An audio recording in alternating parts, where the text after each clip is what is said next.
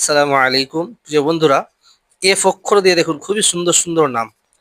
দেখুন এফ অক্ষর দিয়ে নাম, আরবি, ইংরেজি এবং অর্থ দেখুন পাশে দিয়ে আছে।